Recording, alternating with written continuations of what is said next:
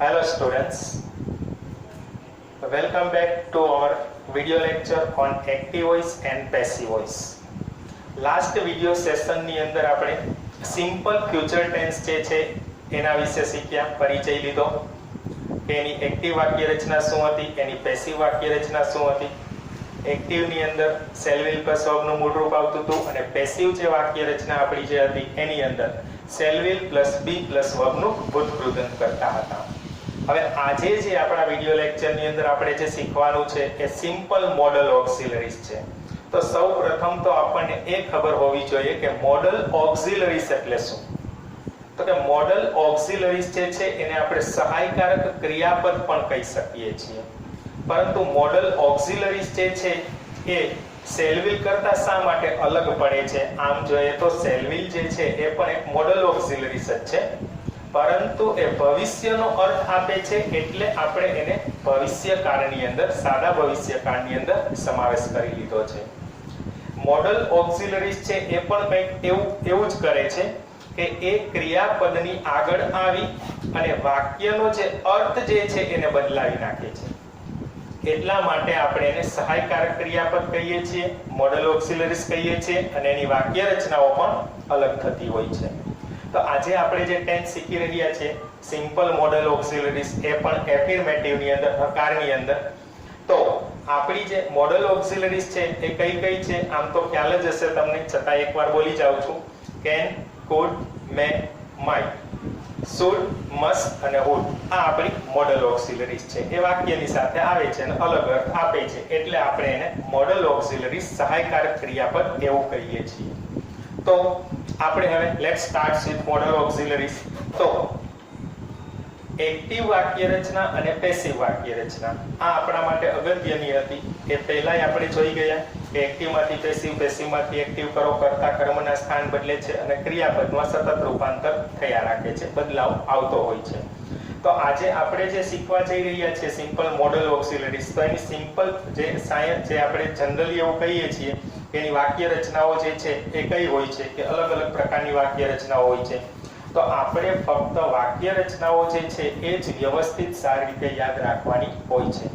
બાકી કર્તા, કર્મ જે છે એ રૂલ્સ પ્રમાણે એમનેમ જ રહેતા હોય છે, એના સ્થાન બદલવાના હોય છે. સાચી તો આપણે એ જે ક્રિયાપદ વાળી રચના છે ને એ સારી રીતે આપણને આવડતી હોવી જોઈએ. તો અહીંયા આપણે જોઈએ તો આપણને જે સિમ્પલ મોડલ ઓક્સિલરીઝ આપેલી છે એની એક એક્ટિવ વાક્ય રચના આપેલી છે જેને આપણે ફોર્મ્યુલા કહીએ છીએ અથવા તો સેન્ટેન્સ પેટર્ન્સ કહીએ છીએ. તો સૌપ્રથમ આપણે જોઈએ તો કોઈ પણ વાક્ય રચના છે એની શરૂઆત કરશું એટલે વાક્યની શરૂઆતમાં આવશે સબ્જેક્ટ, જેને આપણે કર્તા કહીએ છીએ. એ સબ્જેક્ટ પછી તમે જોશો તો એક વખત મેં તમને બધી મોડલ ઓક્સિલરીઝ લખીને આપેલી છે અને પેસિવ વોઇસમાં MA it means modal auxiliaries એવું શોર્ટ કરીને આપી દીધું છે જેથી કરીને આપણે સમાવેશ કરી શકીએ. તો આપણી જે મોડલ ઓક્સિલરીઝ છે can, could, may, might, should, must અને વુડ છે. આ મોડલ ઓક્સિલરીઝ. જ્યારે આપણે સિમ્પલ ફ્યુચર ટેન્સ જોયું તો એમાં shall will જ આવતું હતું. એટલે પેટર્ન થી માંડી વાક્ય રચના જે છે એ આપણે પણ કહી શકીએ બધું જ સેમ રહેશે. ઓમાં shall will મૂકવાનું હતું, આમાં તમારે મોડલ ઓક્સિલરીઝ એટલે કે can, could, may, might, should, must અને વુડ મૂકવાનું રહેશે. તો can, could, may, might, should, must, would એની સાથે V1 આવશે. ફ્યુચર ટેન્સમાં પણ V1 આવતું હતું જેને મેઇન ફોર્મ કહીએ છીએ, મૂળરૂપ કહીએ છીએ. ત્યાર પછી આવશે ઓબ્જેક્ટ જેને આપણે કર્મ કહીએ છીએ અને ત્યાર પછી આવશે ETC, વધારાના શબ્દો. અને પેસિવ રચના જ્યારે કરીએ છીએ ત્યારે આપણને ખબર જ છે કે કર્મ છે એ કર્તા તરીકે આવી જશે અને કર્તા જે છે એ આપણું કર્મ તરીકે જતું રહેશે અને આગળ બાય મૂકીએ છીએ. તો ઓબ્જેક્ટનું સબ્જેક્ટ એની સાથે મોડલ ઓક્સિલરીઝ એમાં પણ આપણે કઈ ફેરફાર કરવાનો થતો હોતો નથી. ઉપર તમને કેન આપ્યું છે તો કેન રાખવાનું છે, કુડ આપ્યું છે તો કુડ રાખવાનું છે, મે હોય તો મે, માઇટ હોય તો માઇટ, શુડ હોય તો શુડ, મસ્ટ હોય તો મસ્ટ અને વુડ હોય તો વુડ. આપણે કઈ ચેન્જ કરવાનું હોતું નથી. ત્યાર પછી તો કે બી, ઓમાં shall will સાથે બી આવતું હતું. ત્યાર પછી આવે છે V3 જેને આપણે વર્બનું ભૂતકૃદંત કહીએ છીએ અને ત્યાર પછી આપણે જોશું તો ETC પ્લસ બાય પ્લસ સબ્જેક્ટનું ઓબ્જેક્ટ છે એ મૂકવામાં આવે છે. તો અહીંયા આપણે જનરલી જોશું કે ETC પ્લસ બાય પ્લસ સબ્જેક્ટનું ઓબ્જેક્ટ જે આપણે રજૂ કરીએ છીએ એમાં ETC છે એ તમે બાય પ્લસ સબ્જેક્ટના ઓબ્જેક્ટની પહેલા પણ લઈ શકો છો અને પાછળ પણ લઈ શકો છો. તો લગભગ તમને આ સેન્ટેન્સ પેટર્ન જે છે એ ખ્યાલ આવી ગયો, જેને આપણે ફોર્મ્યુલા કહીએ છીએ, વ્યવસ્થિત સારી રીતે યાદ રાખી લેવાની છે. તો હવે આ બધા જે સેન્ટેન્સ છે એની આપણે પ્રેક્ટિસ જે છે એ કરીએ છીએ કે એના અલગ અલગ જે પ્રકારના સેન્ટેન્સ છે આપણે સિમ્પલ ફ્યુચર ટેન્સમાં પણ જોયેલું હતું અને હવે અહીંયા આપણે સિમ્પલ મોડલ ઓક્સિલરીઝ ની અંદર પણ જોઈએ છીએ. તો આપણને પહેલું સેન્ટેન્સ એવું આપેલું છે કે we must respect our teachers. આપણે આપણા શિક્ષકોને આદર કરવો જોઈએ. તો સૌથી પહેલા જે આપણે પહેલેથી જ કહેતા આવીએ છીએ કે એક્ટિવ અને પેસિવ વાક્ય રચના છે એમાં તમને સબ્જેક્ટ કોણ છે અને ઓબ્જેક્ટ કોણ છે એ તો ખબર હોવી જ જોઈએ.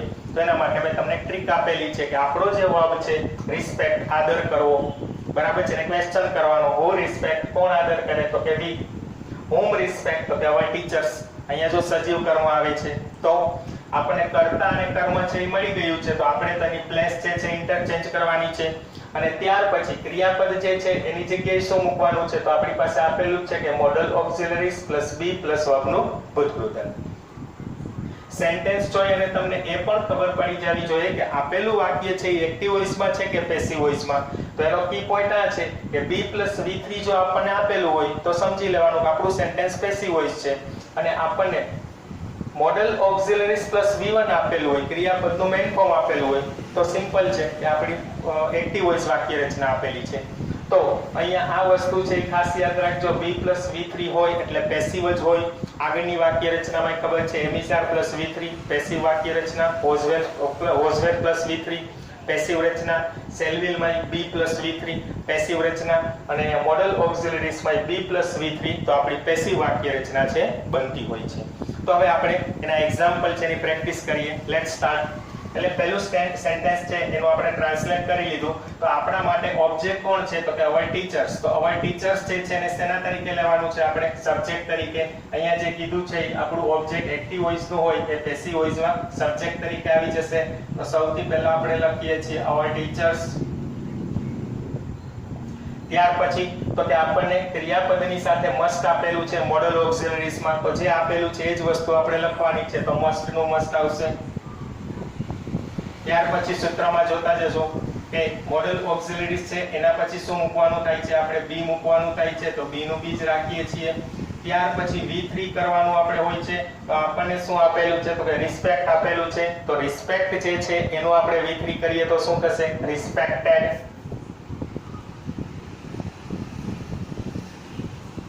ત્યાર પછી તો કે સેન્ટેન્સમાં આપણને ETC આપેલું નથી, તો ETC આપેલું ન હોય તો આપણે કંઈ મૂકવાનું થતું નથી.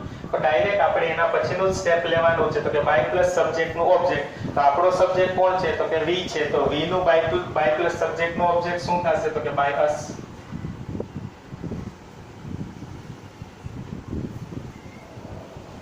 તો તમે જોઈ શકો છો કે આપણે પેસિવ રચના શું કરી તો કે our teachers must be respected by us. આ આપણી પેસિવ વાક્ય રચના બની. બીજા એક્ઝામ્પલ ની અંદર જોઈએ. my sister can draw this picture. શું આપેલું છે? my sister can draw this picture. મારી બહેન છે એ આ ચિત્ર દોરી શકે છે. તો અહીં ક્વેશ્ચન કરી શકીએ who can draw? કોણ દોરી શકે છે? my sister. what can draw? શું દોરી શકે છે? this picture. it means subject છે એ આપણું my sister છે અને ઓબ્જેક્ટ છે એ this picture છે. તો હવે શું કરવાનું છે તો કે interchange the subject and object. Subject અને ઓબ્જેક્ટ ને ઇન્ટરચેન્જ કરો અને વચ્ચે તો કે modal auxiliaries plus b plus v3 મૂકવાનું હોય છે. તો અહીંયા આપણે this picture જે છે એને શેના તરીકે લઈએ છીએ તો કે એને આપણે લેશું સબ્જેક્ટ તરીકે. તો સેન્ટેન્સ શું થશે તો કે this picture.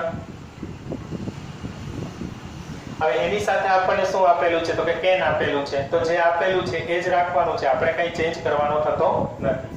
તો કેન નું કેન રહેશે. ત્યાર પછી તો કે બી મૂકવાનું છે એટલે કેન બી. હવે ડ્રો આપેલું છે તો ડ્રો નું થર્ડ ફોર્મ ડ્રો, ડ્રીવ અને ડ્રો 10th સ્ટાન્ડર્ડમાં શીખી ગયા. આ અનિયમિત ક્રિયાપદ છે એ પાછા સારી રીતે એક વખત રિવિઝન કરી અને યાદ કરી લેજો. આ એક્ટિવ પેસિવમાં તમારે અવારનવાર જરૂરિયાત રહેશે જ. ત્યાર પછી આપણે મૂકીએ છીએ ડ્રોન, DROWN. DRAWN drone. ત્યાર પછી શું આવે છે તો કે ETC. તો ETC તો આપણામાં છે જ નહીં, તો શું કરવાનું રહેશે તો કે ડાયરેક્ટ આપણે સબ્જેક્ટ જે છે એને ઓબ્જેક્ટ કરી અને પાછળ રજૂ કરવાનો છે. તો આપણે શું લખશું, આપણો સબ્જેક્ટ કોણ છે તો કે my sister. This is noun. Remember, ખાસ યાદ રાખજો, અહીંયા આપણે વિભક્તિ કાંઈ ચેન્જ કરવાની રહેતી નથી. તો શું મૂકશું આપણે, by my sister. Is it clear?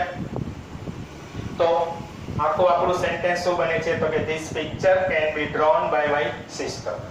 આ આપણી પેસિવ રચના થઈ. ત્યાર પછીનું થર્ડ સેન્ટેન્સ આપેલું છે કે we should grow more trees two save the અર્થ. અહીંયા આપણને ટુ સેવ ધ અર્થ આપ્યું છે, આપણું ETC છે, અધર વર્ડ્સ છે, તો એને આપણે એમને જ રાખવાનું છે, એને કંઈ ચેન્જ કરવાનો થતો નથી. તો હવે આપણે આ જ સેન્ટેન્સ ની અંદર જોઈએ, આપણે ક્વેશ્ચન કરીએ તો ખ્યાલ આવી જશે. શુડ ગ્રો, ઉગાડવા જોઈએ. શું ઉગાડવાની વાત કરે છે તો કે વૃક્ષો. કોણે ઉગાડવાની વાત કરે છે તો કે આપણે. તો કે આ વી જે છે એ આપણો સબ્જેક્ટ છે, મોર ટ્રીઝ જે છે એ આપણું ઓબ્જેક્ટ છે. રેડી? હવે તો કે એની પ્લેસ છે ઇન્ટરચેન્જ કરીએ છીએ. તો સૌથી પહેલા આપણે સબ્જેક્ટ તરીકે કોને લેશું તો કે એક્ટિવ વોઇસ નો આપણો જે કર્મ છે એને આપણે સબ્જેક્ટ તરીકે લઈએ છીએ. તો પહેલા આપણે મૂકવાનું થશે મોર ટ્રીઝ. શું લખીએ છીએ આપણે, મોર ટ્રીઝ. ત્યાર પછી શું મૂકવાનું થાય છે તો કે શુડ આપેલું છે, તો આપણને શુડ છે તો શુડ નું શુડ જ રાખીએ છીએ. ત્યાર પછી તો કે B+V3 મૂકવાનું છે, તો B મૂકીએ છીએ. ગ્રો, તો ગ્રો આવે છે એ પણ અનિયમિત ક્રિયાપદ છે, એના ત્રણ રૂપ ખબર હોવી જોઈએ, ગ્રો, ગ્રીવ અને ગ્રોન. તો more trees should be grown. હવે તો કે ETC અહીંયા આપણને આપેલું છે ટુ સેવ ધ અર્થ. તો અહીંયા તમે to save the earth by us એવું કહીને લખવું હોય તો લખી શકાય છે. તો to save the earth by us. ઘણી વખત આ સેન્ટેન્સમાં બાય પ્લસ સબ્જેક્ટ નું ઓબ્જેક્ટ એટલે કે બાય અસ મૂકવાની જરૂરિયાત રહેતી નથી. ન મૂકો તો પણ સેન્ટેન્સ સાચું જ પડે. એ એટલા માટે કે ટ્રીઝ જે છે એને ગ્રો કરવાની વાત છે, તો એ હ્યુમન બીઇંગ્સ જ છે કે જે જનરલી વૃક્ષો વાવતા હોય છે, તેનું જતન કરતા હોય છે. It's not necessary to indicate by us. બરાબર છે? એવું કંઈ જરૂરી નથી કે તમે એવા રજૂઆત કરો, અને કદાચ લખેલું હોય તો પણ એ વાક્ય આપણું ખોટું બનશે નહીં. ત્યાર પછીનું આપણને ફોર્થ સેન્ટેન્સ આપેલું છે this quiz may be won by them. આ ક્વિઝ જે છે એ કદાચ તેઓ દ્વારા જીતી શકાય. હવે તમે આ સેન્ટેન્સમાં જો પહેલા મેં ત્રણ છે તમને એક્ટિવ ને આપ્યા છે, અહીંયા જે ચોથું સેન્ટેન્સ મેં જે તમને આપેલું છે ને એ પેસિવ નું આપેલું છે. એટલા માટે કે એક્ટિવ માંથી પેસિવ અને પેસિવ માંથી એક્ટિવ ગમે તે આપણને પૂછી શકે, આપણને બંને આવડતા હોવા જોઈએ. એના માટે આ સૂત્ર છે એ સારી રીતે આપણને યાદ હોવા જોઈએ. તો અહીંયા તમે જોશો કે એક્ટિવ અને પેસિવ છે એ કેમ ખબર પડશે? તો પહેલા તમે એવું વિચારતા કે બાય પ્લસ સબ્જેક્ટ નું ઓબ્જેક્ટ આપેલું હોય તો આપણી પેસિવ વાક્ય રચના જ હોય, પણ એના ઉપર ડિપેન્ડ રહેવું નહીં. ખાસ ક્યાં જોવાનું તમારે તો કે B+V3 આપેલું છે, આ પોર્શન આપેલો છે B+V3, તો it means given sentence is passive voice. તો અહીંયા આપણને આ પેસિવ રચના આપેલી છે, એટલે કે આ જે પેસિવ વાક્ય રચના છે એમાંથી આપણે એક્ટિવ વાક્ય રચના કરવાની છે. તો એના માટે બાય ધેમ જે છે એ આપણું શું છે તો કે બાય પ્લસ સબ્જેક્ટ નું ઓબ્જેક્ટ છે, અને ધીસ ક્વિઝ ઈ શું છે તો કે આપણું સબ્જેક્ટ છે. ઇન્ટરચેન્જ કરશું તો શું થશે તો કે આપણું જે બાય ધેમ જે છે એને અહીંયા પહેલા લઈ લેશું અને ધીસ ક્વિઝ જે છે એને ઓબ્જેક્ટ તરીકે લઈ જશું. તો એ પ્રમાણે જોઈએ તો અહીંયા બાય પ્લસ સબ્જેક્ટ નું ઓબ્જેક્ટ છે, અહીંયા સબ્જેક્ટ બની જાય છે. તો આપણે વાક્યની શરૂઆતની અંદર પહેલા શું લખીએ છીએ તો કે ધેય. બરાબર? વાક્યની શરૂઆતમાં આપણે શું લખેલું છે તો કે ધેય લખ્યું છે. ત્યાર પછી તો કે આપણને મે બી હોન, એમાં મે આપણને મોડલ ઓક્સિલરીઝ આપેલી છે તો આપણે મે જ લેવાનું છે. ધેય મે. ત્યાર પછી તો કે બી નીકળી જશે. શું કામ? એને તો કે આપણે એક્ટિવ વોઇસ કરીએ છીએ, તો કે એક્ટિવ વોઇસ કરીએ ત્યારે મોડલ ઓક્સિલરીઝ અને V1 જ મૂકવાનું છે, તો બી મૂકવાનું થતું નથી. અહીંયા આપણને હોન છે એ V3 આપેલું છે, તો એનું આપણે V1 કરવાનું છે. તો શું થશે તો કે વિન વોન વોન, એટલે V1 થશે આપણું વિન. તો કે ધે મે વિન. અને ત્યાર પછી શું મૂકવાનું છે તો કે આપણને ઓબ્જેક્ટ મૂકવાની વાત છે અહીંયા ઉપર. તો ધીસ ક્વિઝ જે છે એ આપણું સબ્જેક્ટ છે પેસિવ નું અને એક્ટિવ માં એ ઓબ્જેક્ટ બની જશે. તો ધીસ ક્વિઝ બરાબર છે. આટલું સેન્ટેન્સ આપણું બની ગયું જે આપણે એને એક્ટિવ વોઇસ કહીએ છીએ. they may win this quiz. તેઓ કદાચ આ ક્વિઝ જીતી શકે. ત્યાર પછીનું આપણને પાંચમું સેન્ટેન્સ આપેલું છે the traffic rules should be followed by us. આપણા દ્વારા ટ્રાફિકના નિયમો છે એ અનુસરવા જોઈએ અથવા તો અનુસરાવા જોઈએ. ઓકે, તો આ પણ આપણે પેસિવ રચના આપી છે. જોવો કેવી રીતના તમને ખબર પડે છે. તો અહીંયા જો વચ્ચે આપણે વર્બ આપેલું છે b + v3 આપેલું છે. b અને ફોલોડ આપેલું છે. તો પહેલા જ મેં તમને કી પોઈન્ટ આપેલી છે કે b + v3 હોય એટલે આપણું પેસિવ જ હોય. તો અહીંયા તમે જોઈ શકો છો સ્પષ્ટ તમને દેખાય છે કે b + ફોલોડ એવું આપણને આપેલું છે. તો આપણું આ પેસિવ છે. તો પેસિવ હોય તો પાછળ by + સબ્જેક્ટ નું ઓબ્જેક્ટ છે એ કરતા થઈ જશે અને આગળનો જે સબ્જેક્ટ છે એ આપણો શું બની જશે? ઓબ્જેક્ટ બની જશે. તો એના ઉપરથી આપણે વાક્ય બનાવવું હોય તો શું વાક્ય બનશે? તો કે વાક્યની શરૂઆતમાં આપણે શું લખશું? તો કે by + us છે એની કર્તા વિભક્તિ કરી એટલે આવી જશે we. ત્યાર પછી તમે જોશો તો આપણને શું આપેલું છે? તો કે should આપેલું છે. તો મોડલ ઓક્સિલરીઝ જે આપેલી છે એમને જ રાખવાની છે. તો should નું should જ રાખીએ છીએ. ત્યાર પછી તો કે બી મૂકવાનું હોતું નથી કારણ કે આપણે એક્ટિવ કરીએ છીએ તો બી નીકળી જશે જે આપણી મોડલ ઓક્સિલરીઝ અને એની સાથે v1 જે છે એ જ આપણે રજૂ કરીએ છીએ. તો અહીંયા આપણને ફોલોડ આપેલું છે નિયમિત ક્રિયાપદ છે તો એમાં ફક્ત ed નીકળતું હોય છે અને બાકીનું જે રૂપ છે એ આપણું v1 એટલે કે મૂળ રૂપ બની જતું હોય છે. તો આન્સર આપણો આવશે follow.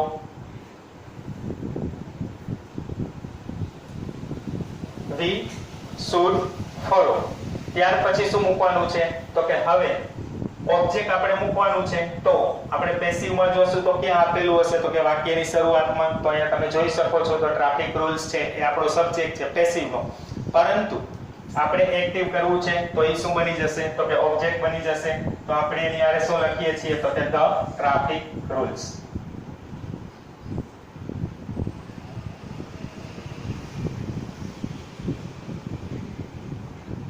Is it clear? Sentence શું બન્યું? તો કે we should follow the traffic rules. એટલે એક્ટિવ માંથી પેસિવ, પેસિવ માંથી એક્ટિવ ગમે તે થઈ શકે. આગળના બે ટેન્સમાં આપણે એક્ટિવ જ જોતા હતા. જેમ જેમ ટેન્સ ચાલે છે હું તમને એક્ટિવની પ્રેક્ટિસ આપું છું, પેસિવની પ્રેક્ટિસ આપું છું. બરાબર છે? એટલે અહીંયા તમારી નજર સામે છે, તમે વ્યવસ્થિત જોઈ શકો છો કે એક્ટિવ પેટર્ન શું છે, પેસિવ પેટર્ન શું છે. ત્યાં ધ્યાન આપવાનું છે. તો કે b + v3 ભૂતગૃદંત છે એ ખાસ યાદ રાખવાનું છે. અને મોડલ ઓક્સિલરીઝ કઈ છે તો એનું લિસ્ટ પણ આપણને આપેલું છે. આમ તો જો કે તમને ખ્યાલ જ હશે તો એના આપણે સેન્ટેન્સ જે છે એની પ્રેક્ટિસ પણ કરી લીધી. આમ જોઈએ તો સિમ્પલ ફ્યુચર ટેન્સ જેવું જ છે. સિમ્પલ ફ્યુચર ટેન્સ અને મોડલ ઓક્સિલરીઝ બધી જ સેમ પેટર્ન સિવાય કે shall, will, can, could, may, might, should, would અને મસ્ટ એનો જ ચેન્જ આવશે, બાકી કંઈ ચેન્જ આવશે નહીં. Okay, is it clear? I hope there will be no more doubts. So goodbye and see you again in next video lecture.